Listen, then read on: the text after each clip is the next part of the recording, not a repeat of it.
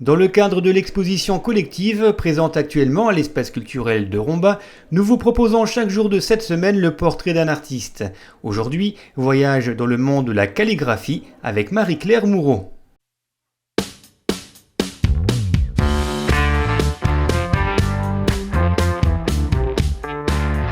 Je suis messine de longue date, enseignante, ex-enseignante pendant plus de 20 ans au lycée Robert Schuman. Mais je n'avais rien à voir avec l'écriture, je ne suis pas une littéraire, je suis plutôt une scientifique.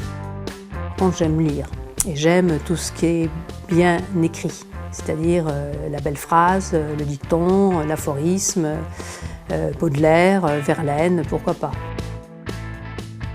J'ai été attirée par un cours de calligraphie qui avait lieu à la Maison de la Culture rue Saint-Marcel à Metz et qui a toujours lieu, mais avec un autre artiste, un autre enseignant.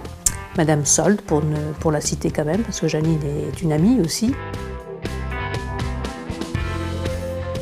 Je suis sensible aux mots. Je suis sensible aux mots M-A-U-X et puis aux mots M-O-T, hein, S, si on met au pluriel. La calligraphie vient du grec, où il y a le mot beauté et le mot dessin. Donc finalement, quand on voit ce qu'était la calligraphie anciennement, c'était cunéiforme, c'était gravé dans la glaise. C'était des petits signes gravés dans la glaise. Alors bon, on va pas loin avec ça, évidemment. Et puis il a fallu, dans nos études, approcher bien sûr plutôt les latines d'abord, les écritures latines, en commençant généralement par l'onciale, voire la romaine. Bon, c'est à peu près comme ça qu'on commence. Et puis à traverser les siècles pour arriver à des écritures plus contemporaines. La dernière que nous ayons vue, qui est la contemporaine qu'on apprend en classe, enfin proche de la contemporaine qu'on apprend en classe maintenant, c'est la ronde, l'écriture la ronde qu'on a, nous, appris en classe, avec l'encrier à encre violette et le porte-plume, évidemment, en classe. Ce qui m'a poussée à le faire, c'est que je suis atteinte de la maladie, que je sais que dans les effets à long terme de cette maladie, la perte de la voix, la perte de l'écriture sont quand même des phénomènes peu acceptables. Et donc ça se referme totalement sous forme d'accordéon et ça fait le livre drapeau. Ça s'appelle un livre drapeau que nous faisons en entier, couverture, intérieur, écriture. J'ai toujours voulu continuer parce que maintenant je suis en retraite, donc bien sûr c'est encore plus plaisant. J'ai du temps chez moi, donc j'en fais beaucoup plus chez moi. Et puis sachant que ça ne peut que me faire du bien, bien sûr, dans les symptômes dus à la maladie.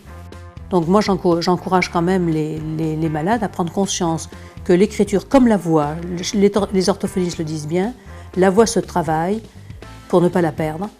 La déglutition aussi, puisque ça fait partie du visage. L'expression quand même de l'âme passe par le visage, donc c'est quand même important. Et que l'écriture, c'est quand même une partie de sa dignité. Savoir écrire, on a appris à écrire, et perdre son écriture à 60 ou 65 ans, ou même avant, parce qu'il y a des malades qui sont plus jeunes maintenant, c'est quand même perdre aussi sa dignité. De toute façon, ça devient une passion, c'est vrai, c'est une passion, comme toute passion, que ce soit la musique, le chant. Le chant est très important pour nous aussi, la danse également. Donc vous voyez, dans les arts, on peut se donner la danse pour l'équilibre, pour la coordination, le chant pour la voix, justement savoir poser sa voix. Donc il est recommandé aux malades parkinsoniens de pratiquer très souvent l'un de ces arts.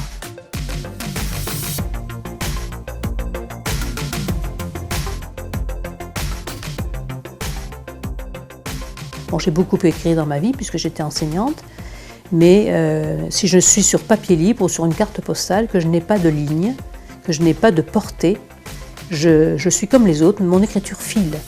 Et vous pourrez vous rendre compte à l'exposition de ce que je suis capable de faire autrement quand c'est contrôlé, quand c'est travaillé, quand c'est préparé. Hein, donc c'est autre chose. Et là, je ne pense plus, c'est un plaisir et je m'exprime de cette manière-là.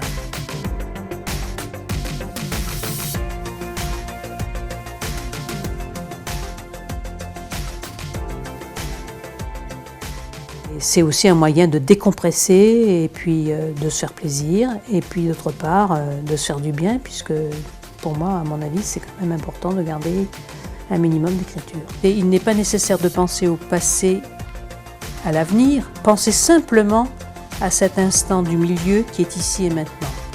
Et c'est ce que nous venons de vivre.